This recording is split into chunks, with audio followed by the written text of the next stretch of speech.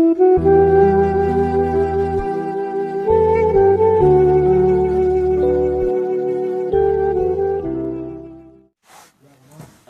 بالله من الشيطان الرجيم.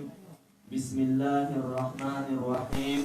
والله يشهد إن المنافقين لكاذبون.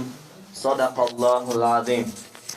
یعنی الله سبحانه و تعالی در قرآن عظیم و شان می فرماید هر آینه منافقان دروغگو هستند. منافقان دروغ می ورزند.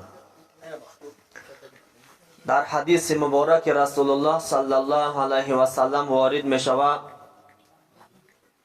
علامات المنافق ثلاث: اذا حدث كذب، و اذا وعد اخلف، و اذا اؤتمن خان. یعنی رسول الله صلی الله علیه و سلم می فرمایند علامت های منافق سه تا هست. یکمش سخن گوید دروغ میگه، وعدش خلاف میکنه، امانت داده شوه امانت خیانت میکنه. گفته برادرای عزیز، منافق در تعریفش در کتابهای تفسیر میارن منافق همین خیلی یک انسان هایی که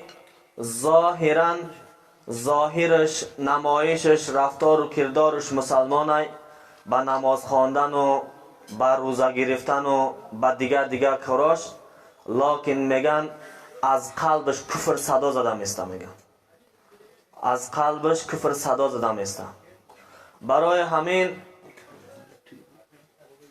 الله تعالی جهنم از یک چند طبقه آفریدگی هست، خلق کردگی هست. این پسترین طبقه جهنم برای منافقا آماده کردگی هست.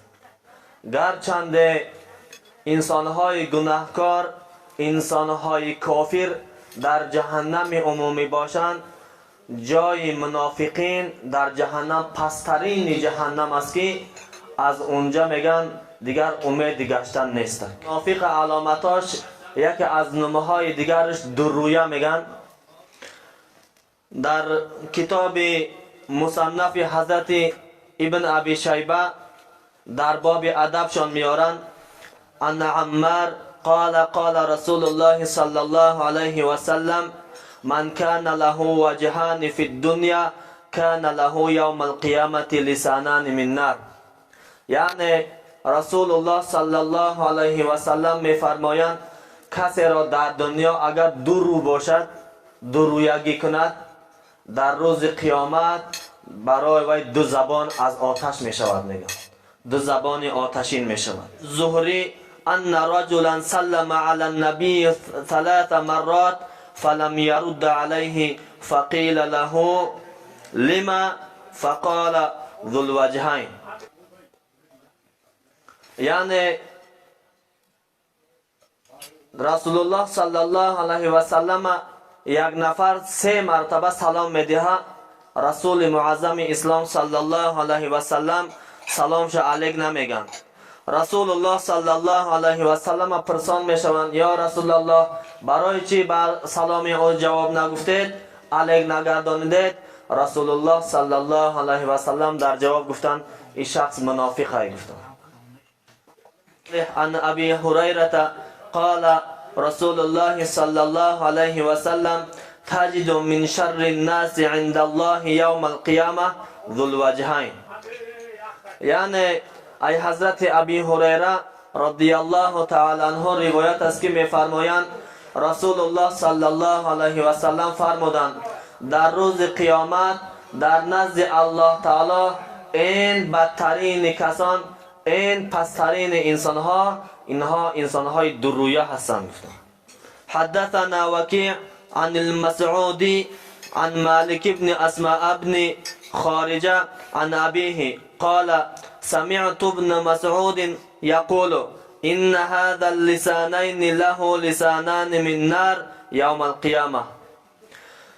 ای حضرت ابن مسعود رضی الله تعالی عنه روایت است که میفرمایند شنیدم رسول الله صلی الله علیه و سلم که میگفتند همین دو زبانی که در انسان هست در دنیا دروغی میکند، در روز قیامت همین دو زبانهای آتشین میشوند در دهانش.